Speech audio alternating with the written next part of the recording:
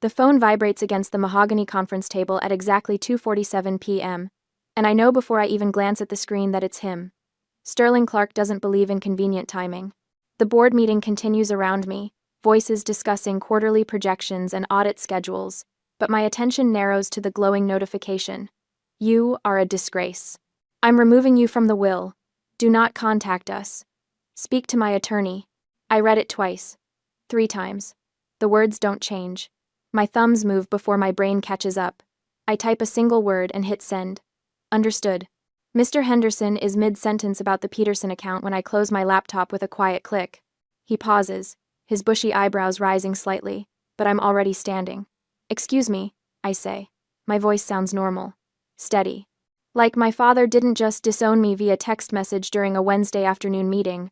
I don't run to my office. I walk. Heels clicking against polished floors, each step measured and deliberate.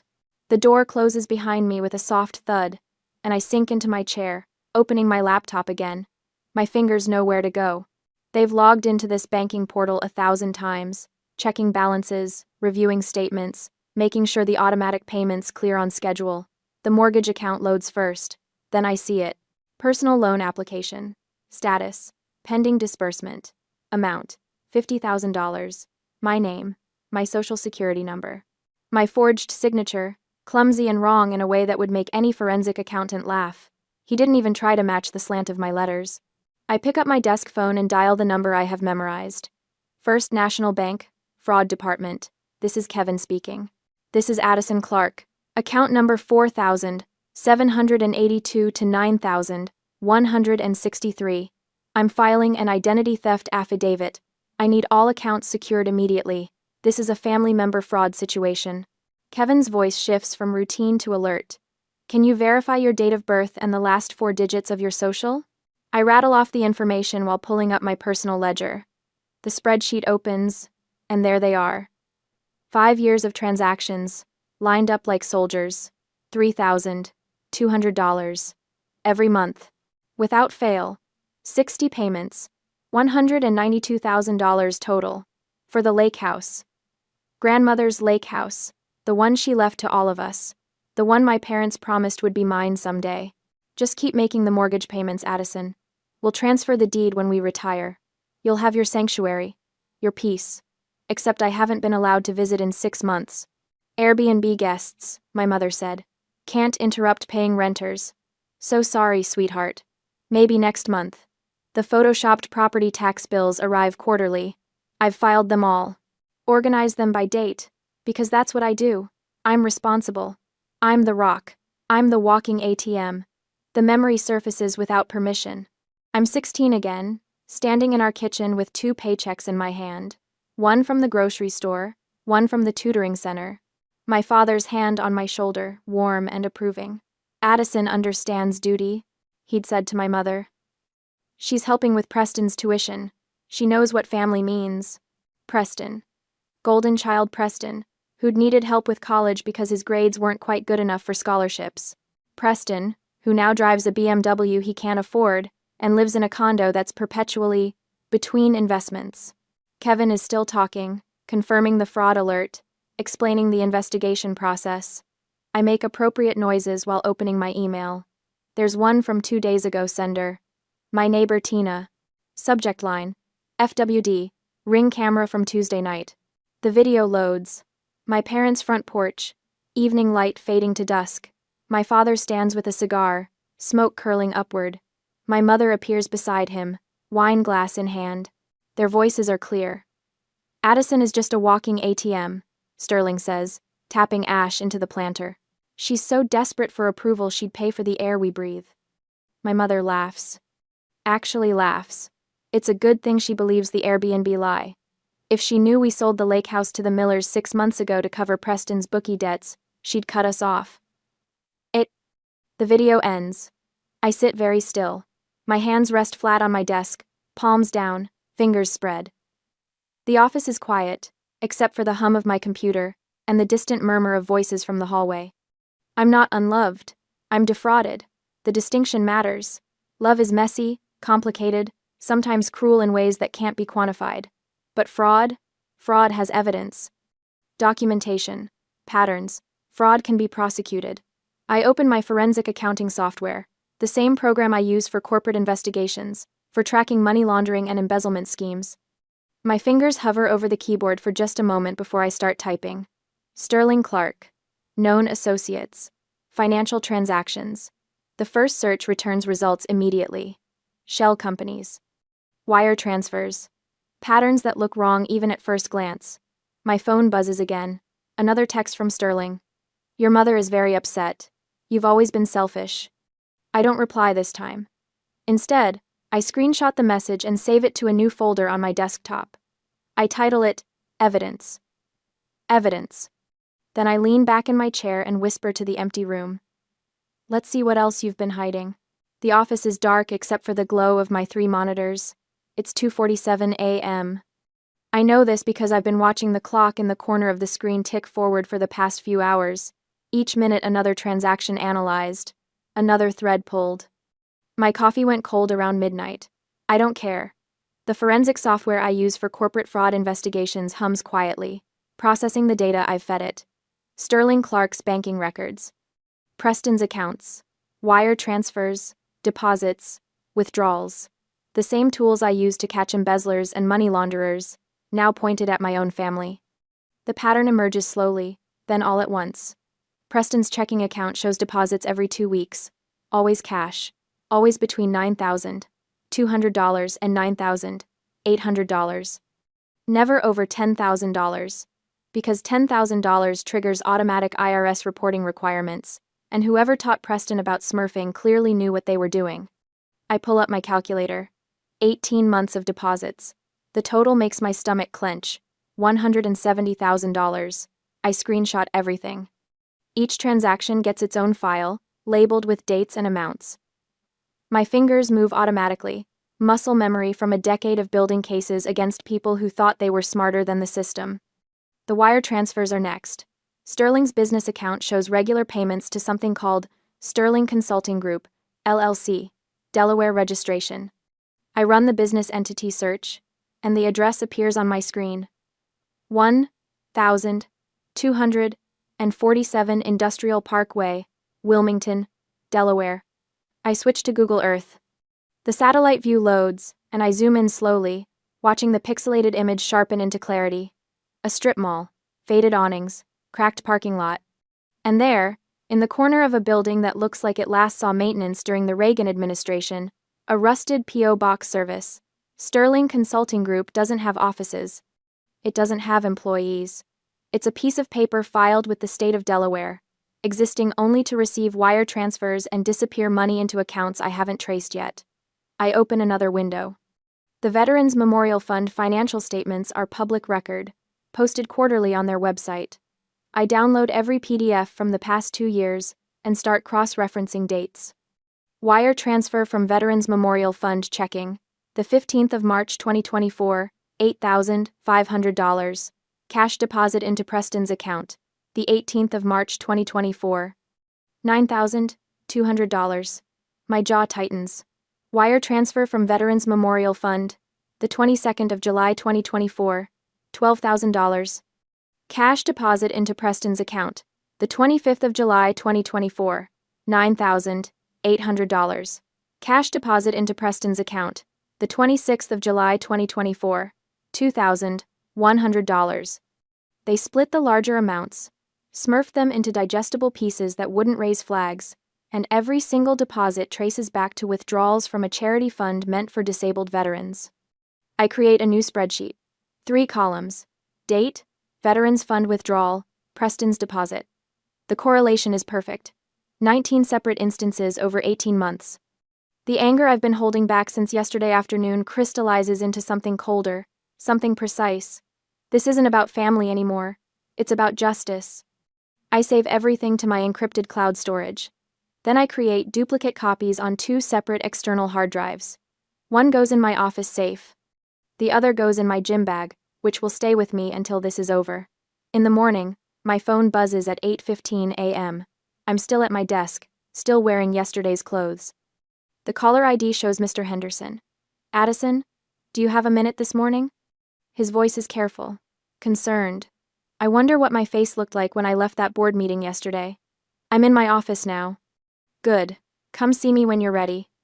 I stop in the bathroom first. My reflection shows dark circles and hair that needs to be rebraided, but my eyes are clear, focused. I smooth down my blouse and head to Henderson's corner office. He's standing by his window, coffee in hand. When I enter, his silver hair catches the morning light, and his expression shifts from worried to alert when he sees my face. Close the door, he says. I do. Addison, I'm going to be direct. You left that meeting yesterday looking like you'd seen a ghost. Then I got an email from your bank's fraud department this morning, copied to you, confirming an identity theft investigation. Do you need our legal department involved? The fact that he's already done his homework doesn't surprise me. Henderson didn't build this firm by missing details. Not yet, I say. But I may need time off in the coming weeks. This is a family matter, but it involves federal wire fraud across state lines. His eyebrows rise slightly. Federal? Yes, sir. He sets down his coffee and leans against his desk.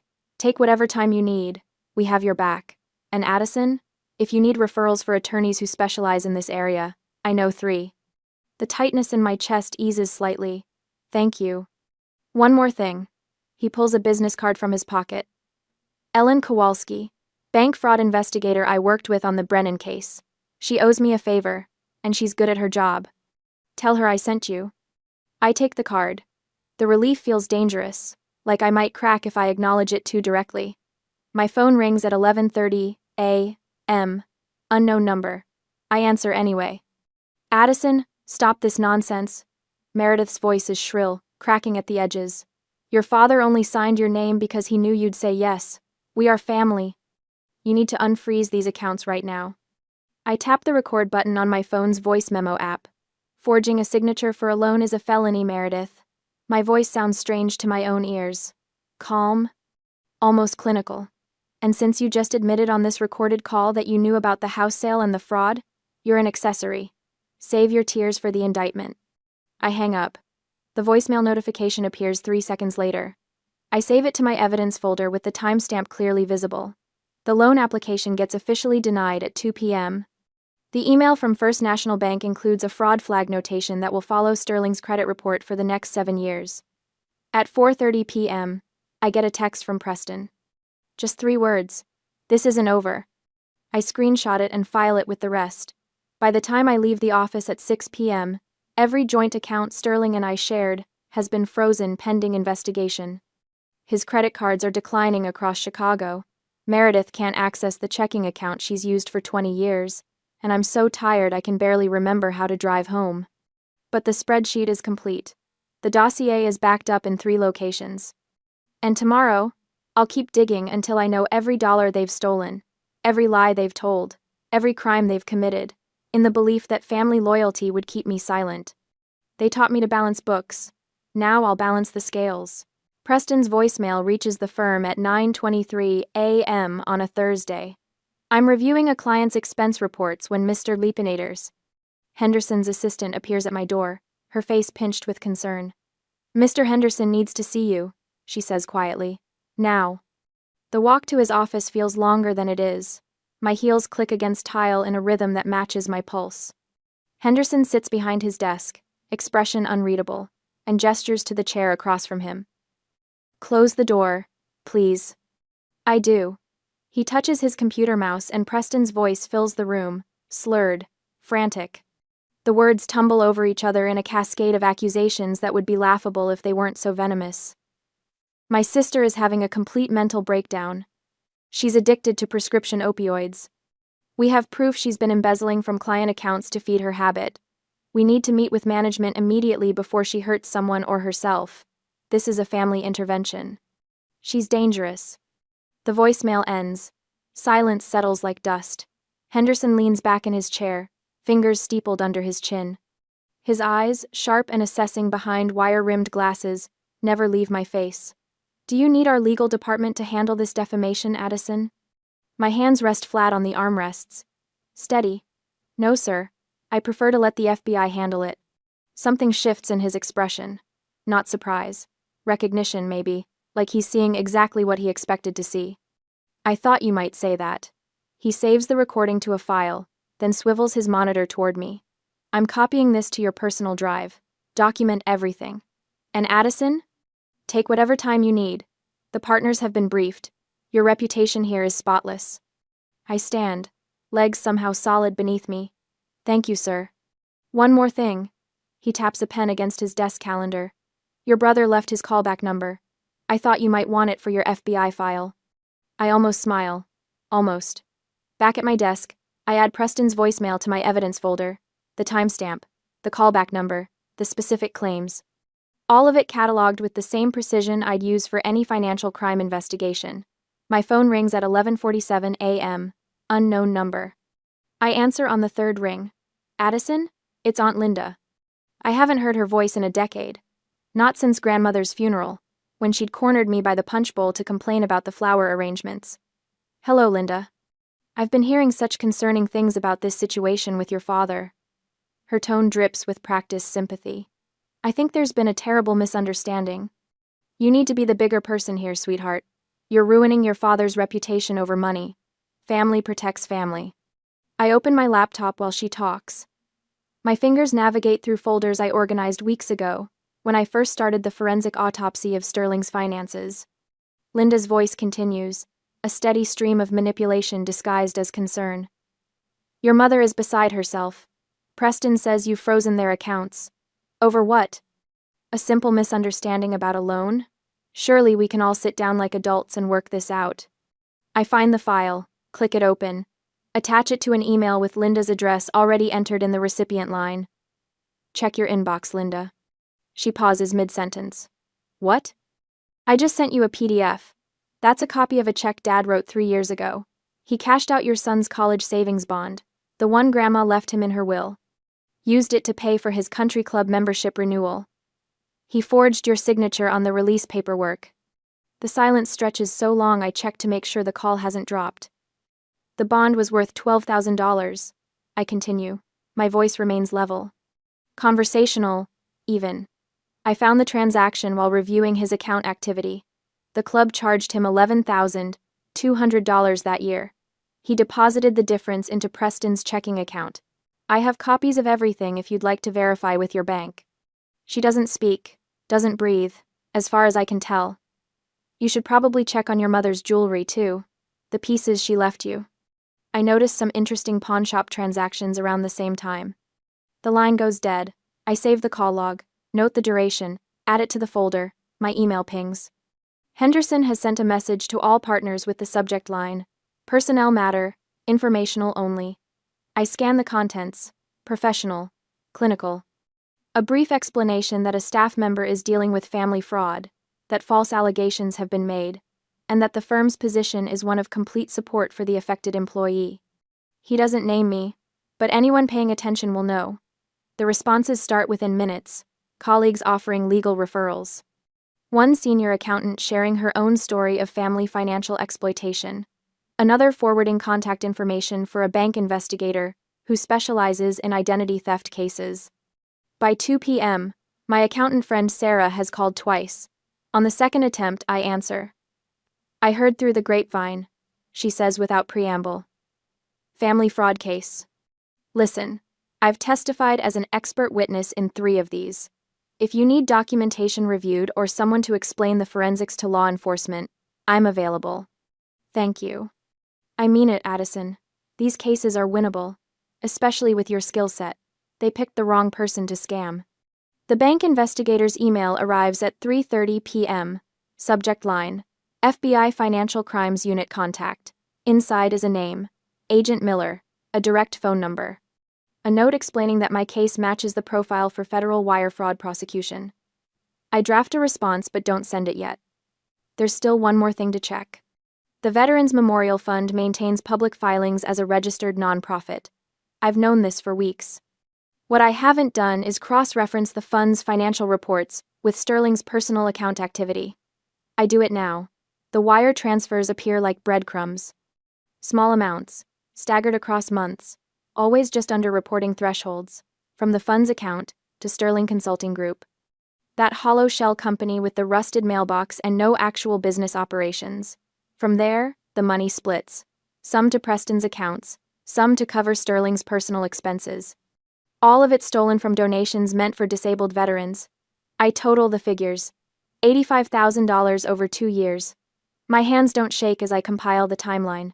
Transaction dates, bank routing numbers, the fund's public statements promising support for wounded soldiers while Sterling siphoned donations into his son's gambling addiction. The family lawyer's cease and desist letter arrives via email at 4:15 p.m. I read it once. The threats are predictable. Retract all fraud claims. Pay $150,000 for emotional distress. Stop harassing the family immediately or face legal consequences. I laugh. Actually laugh, the sound startling in my quiet office. Then I open my FBI documentation folder and add one final section: Veterans Memorial Fund embezzlement. Wire fraud across state lines. Federal charges, not local civil disputes. The folder is comprehensive now. Complete. Every transaction traced. Every lie documented. Every theft proven beyond reasonable doubt. I send Agent Miller the email requesting a meeting. Attach nothing yet. Just a brief professional inquiry about discussing potential federal fraud charges. His response arrives within 20 minutes. Tomorrow morning. 9 a.m. FBI field office downtown. I print the folder contents. All of it. Pages and pages of evidence. Organized chronologically. Labeled clearly.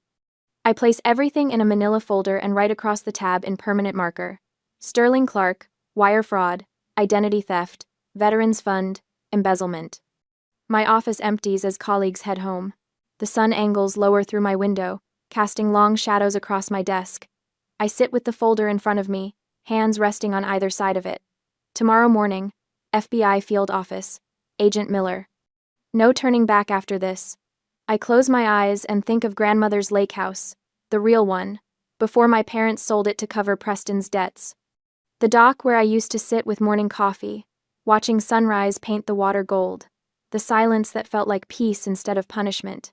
They stole that from me. But they also made a crucial mistake. They stole from veterans. From people who sacrificed everything. People whose stories matter to federal prosecutors and juries and judges. I open my eyes and slide the folder into my briefcase. Tomorrow morning, I walk into that FBI office and hand over everything. Tomorrow, the walking ATM stops making deposits and starts making withdrawals. The following day, Agent Miller closes the folder and looks at me across the metal desk. 3 hours have passed since I walked into this FBI field office, and my coffee went cold somewhere around hour 2. The fluorescent lights buzz overhead, the same relentless hum I've heard in every government building I've ever entered. This is federal wire fraud with aggravating factors, Miller says. His voice is flat, professional. Veterans Fund involvement elevates priority. I hand him the encrypted drives. 2 of them, both containing identical copies of everything. 5 years of transactions, shell company formations, wire transfer receipts, forged signatures. The kind of evidence that makes prosecutors salivate. We'll open a formal investigation within 48 hours, Miller continues. He's younger than I expected, maybe 40, with the kind of exhausted eyes that suggest he's seen too many families destroy each other over money. You should prepare for your family to escalate when they realize what's happening. I almost laugh. They've already disowned me and tried to take out a loan in my name. How much worse can it get? Miller doesn't smile. You'd be surprised. 2 days later, I find out exactly what he means. I'm reviewing the Patterson account when my phone starts buzzing.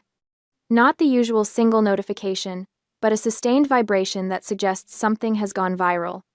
I unlock the screen and see 47 text messages from numbers I don't recognize.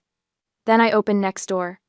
Preston's post sits at the top of our neighborhood feed, and the comment count is climbing by the second. The timestamp shows he published it 20 minutes ago. My sister Addison is spreading lies about our family. She's claiming money is missing from the Veterans Memorial Fund, but the truth is, she's just bitter about being written out of Dad's will. The $85,000 she's talking about was just a temporary loan to help our family through a rough patch. We intended to pay it back next month. She's weaponizing a private family matter to destroy Dad's reputation in this community. Don't believe her lies. I read it twice, my pulse steady, my hands completely still on the desk. He confessed, in writing, to embezzlement, on a public forum. The comments are already brutal. Barbara Henderson, from 3 streets over. Wait, so you're admitting the money went missing? Mark Sullivan, whose son served in Afghanistan. A temporary loan, from a veterans fund? Are you serious right now? I screenshot everything before Preston can delete it. Then I watch as dozens of people do the same thing, the post spreading through our wealthy suburb like wildfire. My phone rings. Mr. Henderson. Have you seen next door? He asks. Currently watching Preston dig his own grave in real time. Good, because I just forwarded it to our legal department. They want you to know this constitutes written evidence of embezzlement. He pauses. Also, Sterling's at the country club right now. Might want to check those Ring camera groups you're in. I don't have to wait long. The first video appears within minutes, uploaded by Jennifer Morrison with the caption, "When keeping it real goes wrong." The footage shows Sterling approaching the country club entrance, shoulders back, that familiar arrogant tilt to his chin. The manager intercepts him at the door. I can't hear the conversation, but I watch Sterling's face change when his membership card is declined. His mouth moves, animated, angry. "Do you know who I am?" The manager gestures to security. 2 men in polo shirts appear, flanking my father. He's still talking, still posturing, but they're already guiding him toward the exit. The camera follows his walk of shame past the dining room, where at least 30 members are watching. Several have their phones out. A second video appears from a different angle. This one has audio. "This is outrageous." Sterling's voice carries across the entrance hall. "I've been a member here for 20 years. The board received some concerning emails this morning," the manager says, his tone professionally neutral. "Your membership is suspended pending investigation." I close my laptop and lean back in my chair. The board members work fast. My phone buzzes again. This time it's a news alert. Local station WMAQ has picked up the story. North Shore nonprofit under investigation. Allegations of embezzlement from Veterans Memorial Fund. The article is brief, carefully worded to avoid libel, but it mentions Sterling by name as the suspended treasurer. It quotes the board president.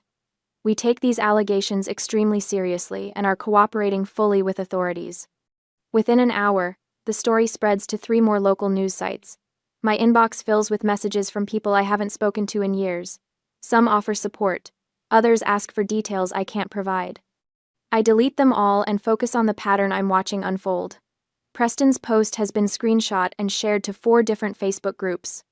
Sterling's country club video has 73,000 views. The Veterans Memorial Fund story is trending on local Twitter. The trap is springing exactly as I built it. Public exposure, community outrage, institutional response, each piece falling into place with the precision of a well-balanced ledger. By evening, the family unity fractures in a way I didn't even need to engineer. My neighbor forwards me another Ring camera video. This time it's from Meredith in Sterling's front porch. My mother stands with an envelope in her hand, staring at a utility disconnect notice. I watch her hands shake as she tries to process what she's seeing. She pulls out her phone, presumably checking their bank accounts, and her face goes pale. She doesn't know yet. She hasn't checked the wall safe where Sterling keeps the emergency cash. But she's starting to suspect. The next video arrives an hour later. Preston's car in my parents' driveway. The argument audible even through the door. "You got caught because you were sloppy with the books." Preston's voice, high-pitched and panicked. "I wouldn't have needed to touch the fund if you didn't have a gambling addiction." Sterling, loud enough for neighbors to hear. My mother's voice cuts through. "Both of you shut up. Do you realize what Addison has done? Everything is frozen. Everything." I save all 3 videos to my evidence folder. Then I open my email and find the message I've been waiting for. Subject line: Search warrant approved. Agent Miller's note is brief. Execution scheduled for 6 a.m. tomorrow. Recommend you stay clear of the area. I won't be anywhere near my parents' house when the FBI arrives. I'll be here, in my office, doing exactly what I do best: balancing ledgers, documenting patterns, watching the numbers tell their inexorable truth. My phone buzzes one final time, a text from Meredith. "Please, Addison, we can fix this. We're family." I don't respond. Instead, I pull up the federal indictment draft Agent Miller shared with me this afternoon. 3 names listed as defendants, 3 sets of charges: wire fraud, embezzlement, identity theft, conspiracy. The paperwork is beautiful in its precision.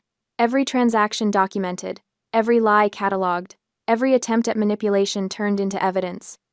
I close my laptop and look out my office window at the city skyline. The sun is setting, painting the buildings in shades of orange and gold. Somewhere across the city, my family is tearing itself apart. Fighting over blame, scrambling for cash that doesn't exist, realizing finally that the walking ATM has closed her accounts permanently. Tomorrow morning, federal agents will knock on their door with a search warrant. Tomorrow afternoon, boxes of evidence will be carried out in front of the neighbors. Tomorrow evening, the local news will have footage of my father in handcuffs. But tonight, I sit in the quiet of my office and feel something I haven't felt in 5 years. Peace. The battering ram hits the door at 6:03 a.m. I'm already awake when my phone lights up with the news alert. I am at my office. I did not go home last night, waiting for this moment. FBI executes search warrant at suburban home. The article doesn't name Sterling yet, but I know. I requested the courtesy notification from Agent Miller. Professional courtesy, investigator to investigator. I pour my coffee and watch the live helicopter feed on my laptop. The suburban street I grew up on looks smaller from above.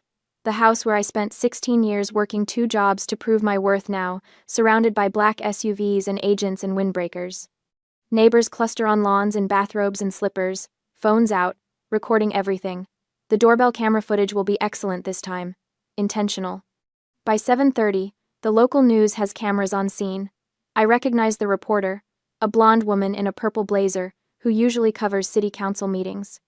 She's practically vibrating with excitement, microphone pointed at the house while agents carry out boxes, computers, filing cabinets, the kind of seizure that makes excellent television. Sterling's Mercedes isn't in the driveway. I zoom in on the feed.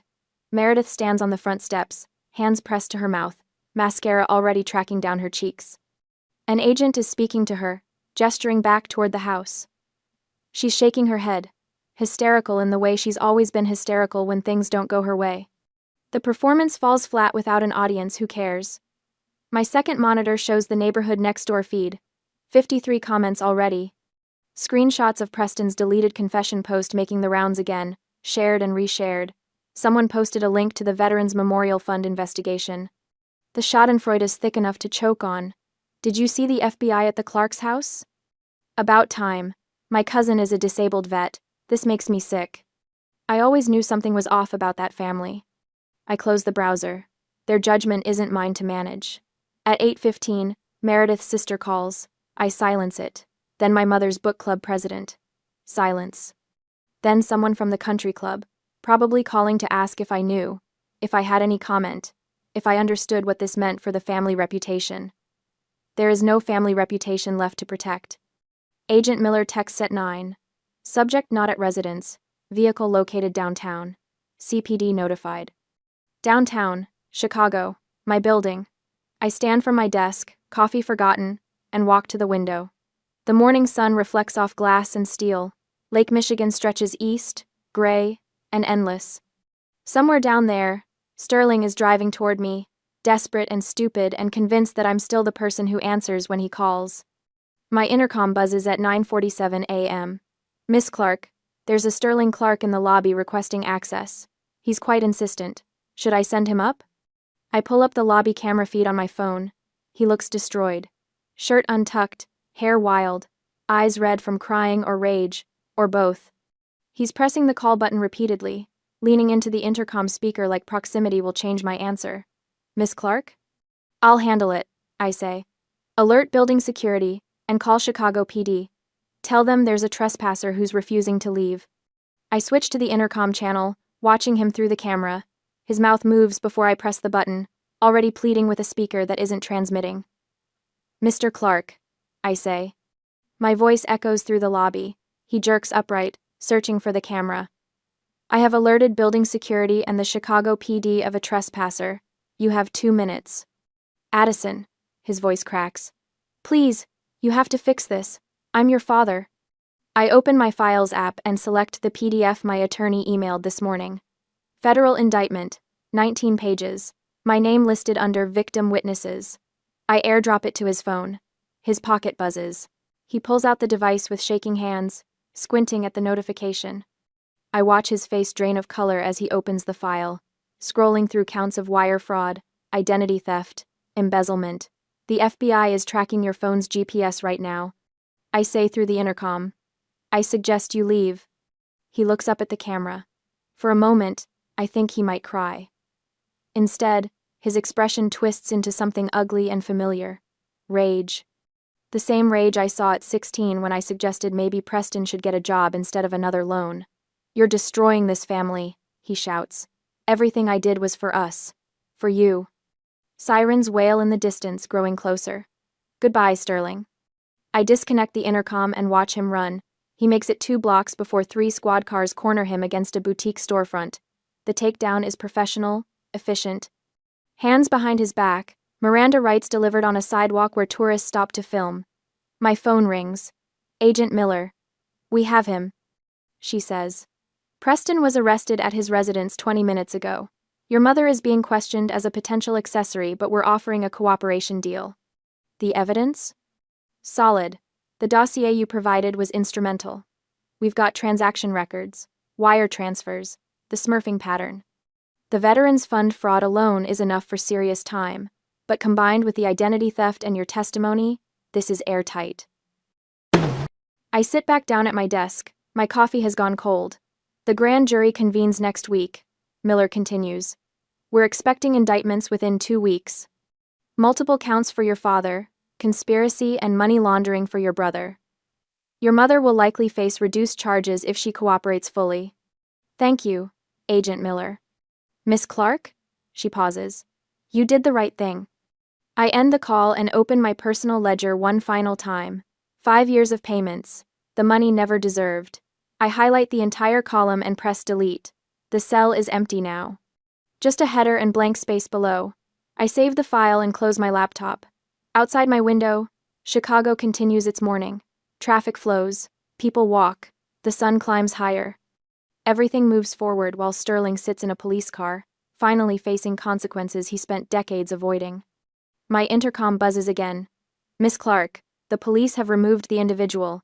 Is there anything else you need? No, I say. Thank you. I pick up my cold coffee, dump it in the sink, and brew a fresh cup. There's a Peterson account review at 10, and a team meeting at 11. Work continues. Life continues. The ledger is balanced. The federal courthouse smells like old wood and nervous sweat. I sit 3 rows back, hands folded in my lap, watching Sterling shuffle into the courtroom in an orange jumpsuit that hangs loose on his shrinking frame. He doesn't look at me. Preston sits on the opposite side, eyes fixed on his shoes. Meredith isn't here. Her plea deal came with conditions. 6 months. That's how long it took for the system to grind through depositions, plea negotiations, and sentencing hearings. 6 months of sleeping through the night for the first time in years. The judge calls my name. I walk to the podium, my heels clicking against marble floors. The courtroom is packed. Veterans groups fill the back rows, their faces weathered and hard. Local news cameras line the walls, red lights blinking. I unfold my statement. The paper doesn't shake. Your Honor, members of the court. I begin. My voice carries without effort. I didn't lose a father in this process. I lost a liability. Sterling's head snaps up. Our eyes meet for the first time today. I don't look away. For 5 years, I paid $192,000 toward what I believed was a family obligation. The truth is, I was funding my brother's gambling debts while my parents pocketed the difference. They forged my signature. They lied about property they'd already sold. And when I discovered the truth, they tried to destroy my career, rather than face consequences. I fold the paper and step back. The judge nods, makes a note, and begins reading the sentences. Sterling, 5 years in federal prison for wire fraud and identity theft. Preston, probation, permanent felony record, restitution payments he'll never finish. Meredith, house seized, now living in state-subsidized senior housing 40 minutes from anyone she knows. The gavel falls. It sounds final. 3 weeks later, I sit on my own dock drinking coffee as the sun rises over water that belongs to me. The deed arrived yesterday, my name printed in neat black letters. No co-signers, no hidden clauses, just Addison Clark, sole owner. The cabin is small. 1 bedroom, a kitchen with mismatched cabinets, a porch that needs new boards. I bought it with the money I saved. No more $3,200 monthly payments. No more photoshopped tax bills. No more checking my bank account 3 times a day, waiting for the next forged signature. This lake is different from grandmother's, quieter. No memories of childhood summers or family promises. Just water and trees and the occasional loon calling across the surface. The silence used to hurt. When my mother would go days without returning calls, when my father would sit across from me at dinner and talk only about invoices and interest rates, that silence felt like punishment, like I wasn't worth the effort of conversation. This silence heals. I open my journal, the leather cover soft from handling. The pages are full now. Months of processing narcissistic family dynamics with Dr. Morgan, writing down revelations that felt obvious in hindsight but impossible to see while living them.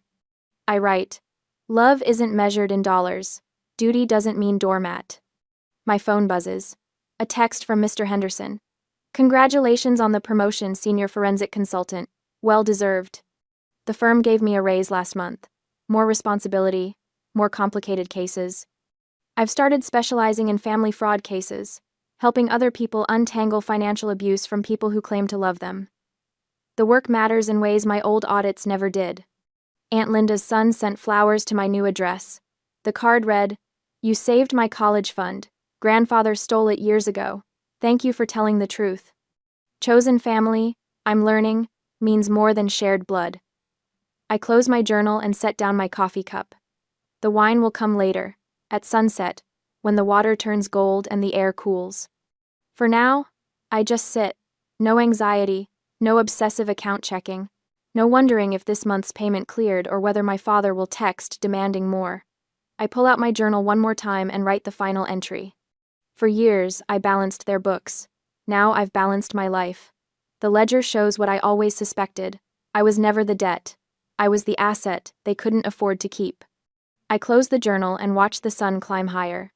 The ledger is finally balanced.